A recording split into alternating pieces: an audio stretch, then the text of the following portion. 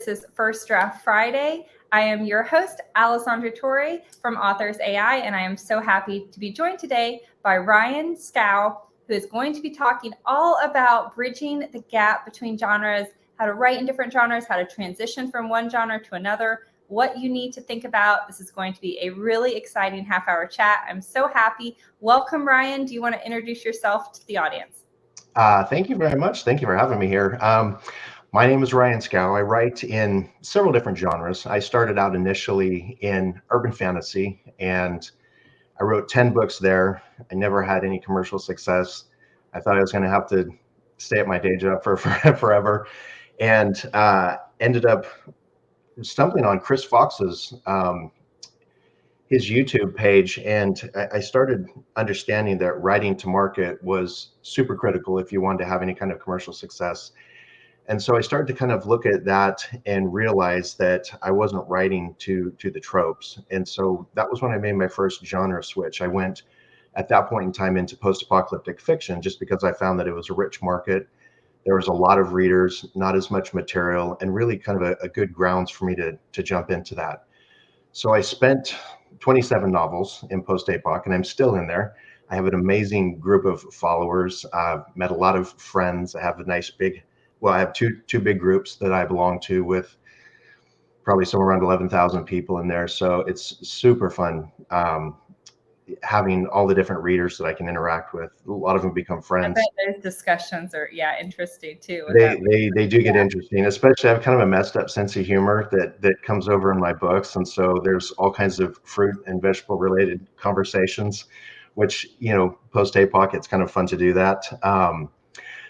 But then after having quite a bit of success in post-apocalyptic fiction, I thought, I kind of want to go back to my roots. I grew up reading thrillers, and I thought I'm in a place right now where I don't have to, write at a breakneck pace every day, 14 hours a day. So I can go into kind of passion projects, which a lot of people, when they become successful as writers, they say, okay, well, I want to do, the old adage was, if you want to be successful in writing, write what readers want to read. And then when you get successful at that point in time, then go ahead and write what you want to write. And whether it's successful or not, it doesn't matter. And so that's kind of the approach that I took going into my second genre change, which was going to vigilante justice. So from there, I've got 3 different books in there. And it's been an interesting process building from a starting grounds where I was a new writer, still working full-time, 15 hours a week at a job, to going to the thriller market and not feeling like I really had to work too much. So I didn't have the stress initially that I had, in the first place. And so that's kind of what I wanted to cover is a couple different areas. When you make a genre switch, you can make a genre switch as a newbie when maybe you're in a field that's not as successful, or you do like me and you just don't write to the tropes at all. It's still my Swan series that I write under Ryan Schow is still my favorite series ever. It's also my least successful series. And it happens to be the series that a lot of my post-apoc readers love the most, which was, interesting to me.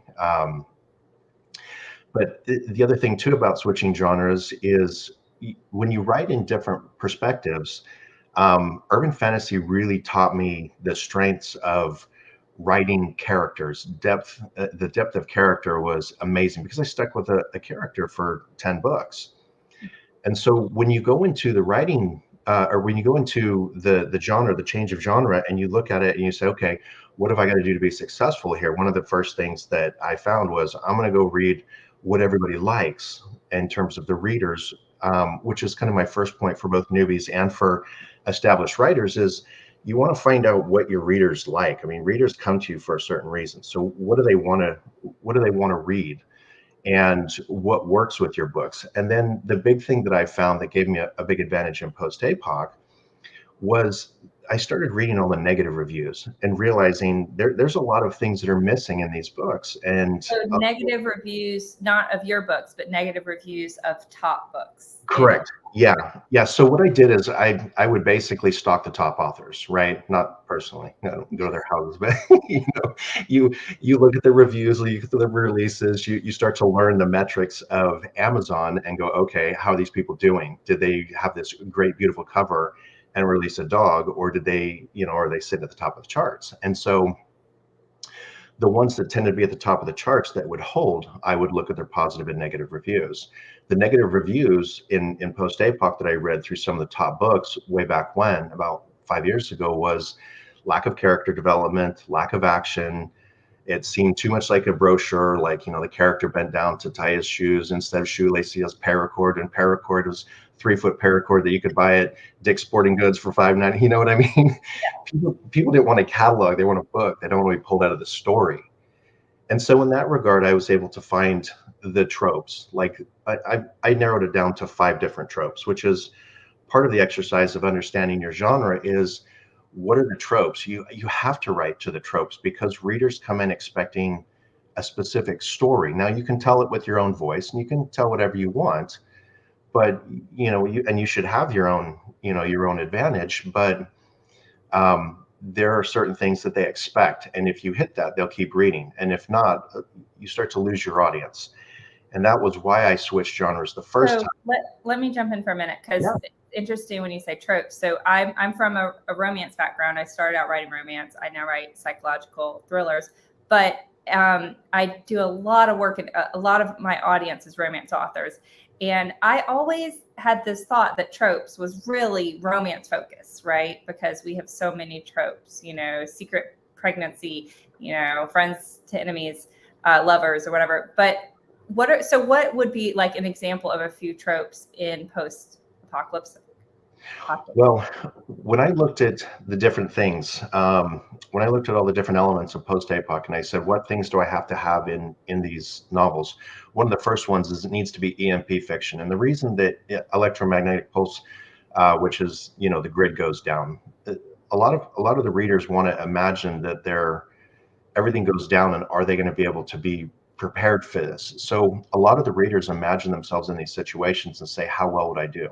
So EMP fiction seems to be the most likely area that a lot of readers can kind of get behind. So writing an EMP fiction was one of the big tropes. Some of the most important things that I just lumped in there, because I wasn't teaching anybody or talking to anybody about this before, was I looked at and said, okay, well, we've got to have good character development. People don't like these 2-dimensional characters. They don't want plastic characters. They want someone that actually feels and makes mistakes and reflects. Human. Exactly. And then there's the action element. There's not enough action for a lot of people, and I come from a very heavy martial arts background. I've got a couple of second-degree black belts, and so I know guns and knives and any number of different weapons, street tactics. I've taught for years, rolled with some fantastic black belts in multiple areas, whether it's weapons or whether it was hands. I've got a lot of experience there. So I was able to bring that into this particular genre, and same with the thriller series. So for me, my stuff is fairly action oriented, and it gets into fairly quickly. I might have created a bunch of bloodthirsty readers, and I'll pay for that one day. But I do heavy action. This is kind of like elements that are necessary or that are appealing to readers that would cause them to want to pick up and keep reading your book. Exactly. And so you have the EMP fiction. One of the tropes is that you're basically getting from one place to another. And in the process of getting from one place to another, you tend to run into, people who would problems on the way. Problems, all kinds of problems. The more you can stack on, the better. So, having people trying to get from point A to point B to see family or to get home is a really big trope. And then there's some little nuances too that I picked out, which was, you never use the Lord's name in vain, and don't kill the dog, right? You can, or the cat. I got in trouble for killing a cat. Yeah. Okay, so I interrupted you on your journey. So no, go ahead. So when you made the switch to post-apoc, that was the research you did, and then you started to talk about when you switched into not psychological, vigilante justice thrillers. Did you follow kind of that same path? Yeah, I did. So one of the big things that you have to do is you have to create an audience. I mean, most of us who've been writing for a while, we look at it and say, marketing tends to be the one thing that will make you successful or not. and you can write a really good book, but if you can't get enough people to look at it, you really have a problem, which is, you're trying to split your day job from writing to being successful. And I personally don't think that you can really hit the higher levels of success until you're writing full time. Other people have proven me wrong, and that's okay. I hope they continue to. But by and large, at least for me, when I left, and it was scary for me to leave, I left a $150,000 a year job to do this, and I had just started hitting some success, and so it was really scary for me, especially being by and large the breadwinner and living in California where everything's expensive. You have to really find as many people as you can as quickly as you can. And so I found that some of the things that I used initially switching over from urban fantasy into post-apoc, I started using them as well in the thriller series, and that made a big difference. I didn't initially market that series to my reader base, but I wanted to kind of test it out with some of the readers in thriller first, and also I use a pen name. I use RB Schow as opposed to Ryan Schow for the algorithms, and I noticed that you do the same thing too. But I wanted to find out how the thriller market responded to this book, The Tears of Odessa. And The Tears of Odessa did really, really well. And then I did a follow-up with The Beast of Juarez, and I just recently released The Betrayal of Prague. And in those books, I've started to make a transition where I felt more comfortable in that genre, and I started to do advertising. So one of the first things that I did that you can do as a newbie, but also as someone who is established, is you really want to get reviews there. You want the social proof. You need social proof to be able to get to that place where readers accept you. And so I was listening to an interview with Tim Tigner, who writes in this genre, and yeah, I see you smiling. He's a very nice guy, very, very articulate, and I've read some of his books, and I quite enjoy him. One of the things he said is that you need to have about 3 to 4 to 5 books into this series, or into a series, or into the genre. In this particular one, thriller, and you want to hit that benchmark of about 1,000 reviews in the first book before you really start to push that commercial success. And by and large, I would agree with him. But so I've been thinking about how do you push yourself up to that area. And so it's a lot of reviews. Yeah, you need a lot of readers. You need a lot of readers, you need a lot of reviews. And so I've been running third-party ads, like Bargain Books, I think is what it's called, ENT, Robin Reed's, Fussy Librarian. And when you do that, you bring in a lot of readers in that area, and you can kind of see what your books are where they're excelling and where you might need to adjust. Right. So as you build up, that's another thing that you can use when you switch genres. Is it's an inexpensive way to rank your book high, so you get a lot of natural views. It kicks your page reads up, because now you're getting a really good sales percentage or closing percentage when people come to your page. For the advanced readers, you know what I mean. For the new ones, sorry, that's a longer conversation, but these are all kind of the metrics. But you're specifically talking about putting it on sale for 99 cents. Yes. And highly publicizing that sale. Yeah, and sometimes it's good if you have 2 books. Like I recently put Tears of Odessa on sale for 99 cents with The Beast of Juarez, which was book 2, for $2.99, and that really pushed a lot of sales through books 2 and 3, and so those have a good start at this point in time. And so in kicking that off, for me, I don't have really much pressure to succeed in this, but it's actually succeeding well. I've somehow attracted the attention of a really good Hollywood producer that is looking at Tears of Odessa in Hollywood, but he's also looking at the Last War series, which is my first post-apoc, and both of those are being shopped in Hollywood right now. So with hitting the tropes right, it's funny because there's been all kinds of other ways that you can build your series through other people seeing it, interviews like this. I've had a number of different interviews that have, put me into positions that I was quite surprised at. And I think as you build your genres, people take notice, and that's another element, is that as people begin to take notice, they begin to bring you into the fold. And this is where the power of other authors and really building friends within your genre helps you excel. you can do this alone. If you're an isolationist and you just want to do this, and I was for a so long much time. harder. It really is. It's so much harder. Yeah. Yeah, it is. But you know what? Sometimes you really kind of, you really make it that way because you're always thinking, how do I succeed? How do I succeed? And it's, of course, how do I get more writers? How do I write better books?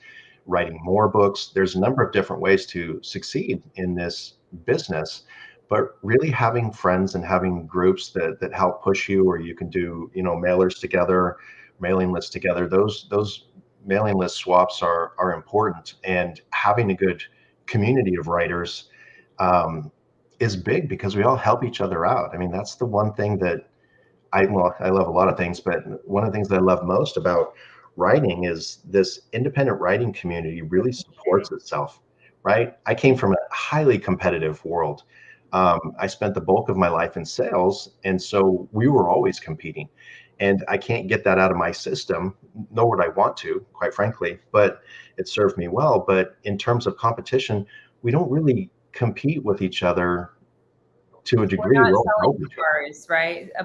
A reader can buy 5 books in a week, so they don't have And they to can be read like 5 books in a week. Alessandra. Yeah, they can.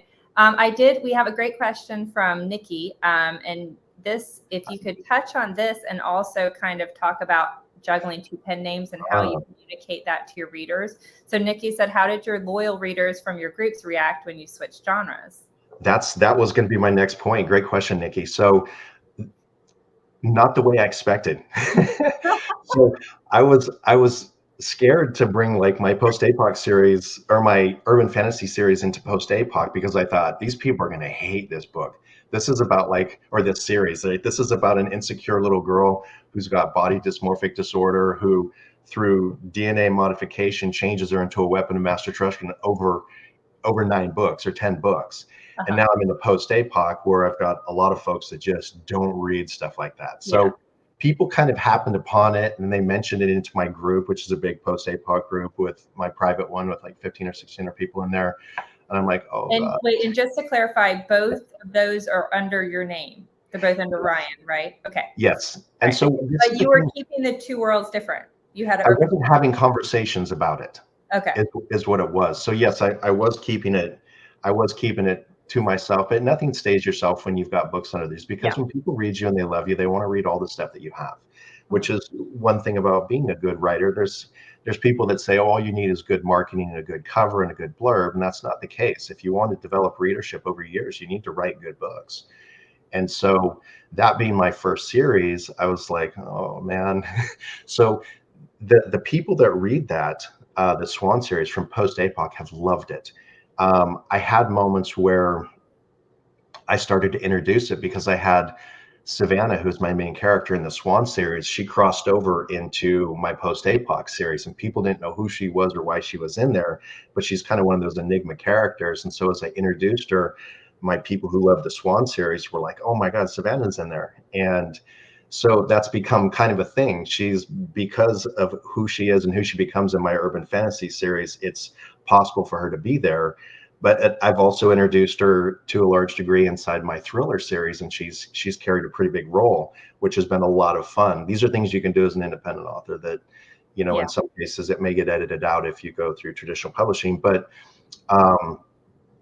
they responded pretty well, but it wasn't huge. And so I thought, I'm going to get into the thriller series and I'll be able to bring a lot of people over. Well, I was really surprised because post-apoc is kind of like this horrific world that befalls you, and what comes about is like half horror and half thriller. So when you bring 3 different genres together and say, okay, this is primarily post-apoc, then there's thriller, and then you have horror because it's scary. It's very scary. It's dark. I basically pulled thriller out of that and said, okay, I've got a big thriller base because I'm action oriented in my stories. I've got a good background to write this because I understand street tactics and weapons and all kinds of different things.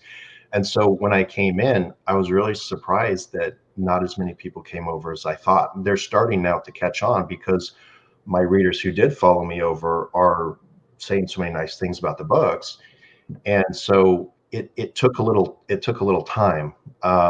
So I would say if you do want to bring them over, that's critical, because having when you initially write your new series in your new genre, you want to keep it closely related, if you can, to your existing genre, so that you can bring some of those people over, even the hesitant ones, a little bit So later. it's not a giant jump. Yeah, like you had a big jump, and I'm reading one of your books right now, The Ghostwriter, which is really good, by the way, and not a plug, but yes, Not a plug, but here it is. If anyone wants to see. yes, there it is. I didn't do a plug, I promise, but I really am reading it. So what I'm finding is like, okay, you depending on how your romance is, and I didn't read your romance, so I don't know if you had mystery elements in there, psychological thriller elements in there, but if you have some of those elements in there where you're carrying that particular trope, then you can move that over into a mystery.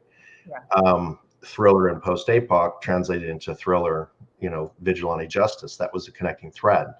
So if you have a connecting thread, Nikki, I think that they'll respond better. But the other thing too is hopefully you've established some sort of beta reader group, because the beta readers are fantastic. And this is something I didn't have when I was moving over initially, is I didn't have a huge audience in my Swan series that I began to develop in my post-apoc series. And so 27 books later in post-apoc series, I've still got a pretty good base of people from my 10 books in the Swan series. And now I've got 3 books in my Atlas Hargrove series. He's my main character. And the beta readers help me, first of all, they help me flesh out a lot of the grammatical or spelling stuff before I send it to my formal editor. And then once it gets to her, it's taken care of. But then the reviews come in right away. You really need to establish that, so you don't have, like, I wrote my first book, Swan, and I was so excited about it. I'm like, man, this is going to be my career, right? This is where things change for me. And the things that we all kind of hope for when we start writing a book. And the first thing that came in was a 1-star review, and I was crushed. I was like, oh, are you freaking kidding me? Right? So I really had to dig myself out of a hole with that series right from the get-go. So I realized that having a group of readers who are loyal fans that want to kind of walk this publishing journey with you, first of all, I love those people. And second of all, they really help you launch, because they give you, social proof right out of the gate. And so by having your core group of readers, whether it's 15 or 20, I keep 25 is about what I keep. Having them go through that book lets you know how your other readers are going to switch over, but it also gives you confidence in making the switch. And then those people, a lot of times too, will talk to your other readers about why your new series is great. So again, now you're creating a reader thread. So having kind of that structure will help you make an easier transition to genres. And we may look at genres and say, okay, well, I'm going to stay in post-apoc forever. Well, there's only so many storylines that you can have, because you're grounded in reality. You're grounded. There's only so many ways the world's going to end, right? Yeah, and you've written 27 novels there already, so that's Yeah. I've written 27. I've got covers for 5 more. I've got covers for a couple of thriller series. So I've got everything kind of established. So I'll continue to write in post-apoc, because I love writing in that world, and I love creating characters, and I've got such a fantastic reader base. And I'll build out thriller and just write 2 or 3 books a year in that regard. So I tend to write about 8 books a year, sometimes 9. And I want to slow down, but I can't. I was supposed to take like 4 months off. It's not going to happen. I'm like 2 months into it and going crazy, going, I got to write. So well, I don't want to interrupt you, but we only have 6 minutes left, and we have a lot of questions. So we'll try to, for anyone commenting, we'll try to, rapid fire them. So Margaret said, do you think your writing style changes between each genre? And is that a conscious change? Yes, I do. And it is a conscious change. If I'm writing from the perspective of a 16-year-old girl in urban fantasy, that's going to be different than kind of a hardened guy from Tennessee who's a prepper in post-apocalyptic fiction.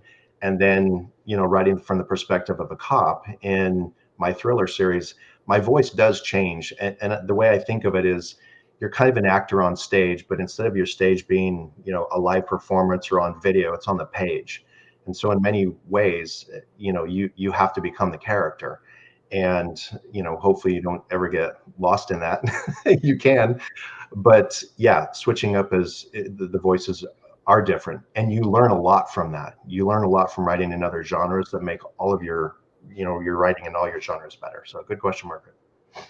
And she also asked, do you think it's necessary to use pen names for each genre? And I kind of want to piggyback, because we had another commenter who asked if initials were a conscious decision for both of us, and would we recommend using initials? So you made the decision to use a different pen name with Thriller, and was that more for algorithm purposes or to define? Yeah, you don't have to. In fact, I had kind of a lengthy conversation making this transition with James Razone, who's a good friend of mine, and did one of the earlier shows with you on Beats. And he's done a good job of moving from military thriller to science fiction thriller, and connected his universes and used the same name. Those are two different audiences, and so he's done well at it. It hasn't really messed up his algorithms. I've made the conscious decision to switch, and I don't know that it's a good thing or a bad thing. I think that when I go to the heavy duty marketing that I'll roll through in that series, once I hit about 4 or 5 books, we'll kind of see how that algorithm affects me when I'm picking targets for Amazon. So yeah, right now I made the conscious decision, but you don't have to. Yeah, and for me, I had an early traditional publisher who dictated that I use A.R. Torrey for an erotic thriller series that I was doing, and that was my first step into thrillers when I was solidly in romance. And so then when my next publisher wanted to do, when I really wanted to be straight psychological suspense, no sex, no whatever, they said, okay, we want another pen name. And I said, I'm not having 3 pen names. I'm just not doing it. So if you want another pen name, we're going to have to use A.R. Torrey. And I don't necessarily recommend using initials, because it is hard to find someone on social media when it's initials, and often searching, because some people put spaces between the initials, some don't. But it does do a great job of kind of a reader going, oh, I think A.R. Torrey and Alessandra are the same person. Yes. Probably with Ryan. So that's the good thing about initials. Yeah, you do. I do have, and a lot of people that know me from post-apoc will leave comments saying, oh, this is a good book, Ryan, or Ryan, they make reference to that. And so people kind of figure that out. And we do try to stay strictly craft. But that being said, Camilla from YouTube said, can you explain just what we're talking about when we say algorithms? Oh, yeah. Okay. So algorithms is kind of the way that Amazon markets. It's the same thing, the way that, Google gives you the different things in your search. It's basically a way that through your search, you can find what you want. And so the algorithms are kind of the behind the scenes machinations that people really want to try to understand, but never really can understand, because it's super detailed. There's people that have taken cracks at it, like David Cochran does a pretty good job at that. And algorithms for me in this case is, I want to know how I can rank high enough and have enough, I guess, quick closes. Like someone goes and looks at your blurb and says, oh, I love it, and I want to read it. When you have one person go on a day and they buy your book right away, you have a 100% closing ratio. If you have 2 people go on and look at your blurb in a day and only one of them buys, you have a 50% closing ratio. So the higher closing ratio you have on your page, on your cells, lets Amazon know that you've got a successful book in terms of people reading your blurb, seeing your cover and seeing you and wanting to read your stuff. And so as they begin to track more sales for you, they feel more comfortable referring you to the Kindle Unlimited audience, which is being paid for page reads. And that has, for me, become a pretty big source of income. It's about 70 to 80% of all of my income comes from page reads. So having Amazon refer me to their extremely large base of Kindle Unlimited readers has helped me be pretty successful in this business. Hopefully that helps. Yeah, it's kind of like when you have that new pen name, it's like a blank slate. Like Yes. that name is not affected by all the buying history and similar books of your other titles. It's kind of starting fresh so that you can build all thriller related connections to Amazon and to other other retailers. So we are out of time, but I did want to get to one last question from Michael, and he actually was a past guest on the show. So hi, Michael. And he says that he writes, so Michael writes historical fiction, but he does publish other authors' books that are in other genres. Do you think that stepping out of your genre and writing in other genres can make you a better author? Yeah, absolutely. It's a good question. And that's one of the things that I didn't expect that was a really nice surprise, is that when I went back after writing my first Atlas Hargrove thriller, The Tears of Odessa, my post-apoc really improved. And it was shocking. And I think what it was is you look at it and you say, okay, my current market understands me. They understand kind of how I write, and they've accepted me that way. When you go into a thriller series, which you now go to, a different genre, your readers expect something completely different. And James Razone scared me silly on this. He says, they're not going to give you any quarter. You better be 100% right. Your book better not have any errors. And I'm like, oh crap. So I really dug into it with that mindset. And so when I came back into write the next series, which I wrote a series of post-apoc in between the first and second Atlas Hargrove books, that series was much better. Only because now those areas that I didn't have to be super great in, which is a thriller element, I brought that into post-apoc, and it made a huge difference.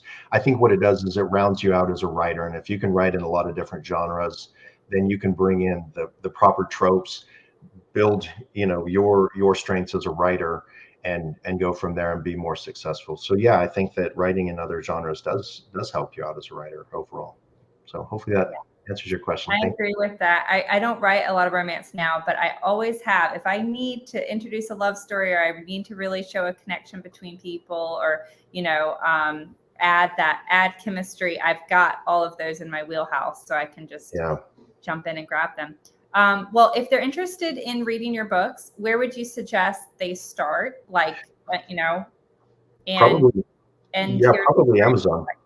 Yeah, so you can go into Amazon under Ryan Schow as my author name, and you'll find all my post-apocalyptic fiction there, my urban fantasies there as well. And then if you want to read the thriller series, it's under R.B. Schow. People ask what's my middle name. I say books, Ryan's Books, Schow. So that's not it. But R.B. Schow is where you'll find the others. And is that a different URL or a different website? No, it's on Amazon as well. Okay, but but as far as a website, do you have a website? RyanSchow.com. And I don't have my thriller series on there. I'm having a separate website built for that right now, but I do have my post-apoc and urban fantasy there. Perfect. All right, fantastic. And thank you guys for joining us. Thank you. Stay tuned if you want to watch more First Draft Fridays. They come every other Friday. And if you'd like to check out Marlo, she is our artificial intelligence who loves fiction novels and can help you improve yours. You can check her out at authors.ai. Thank you, Ryan. It's been fantastic to have you, and we will see you guys in 2 weeks. Bye, guys.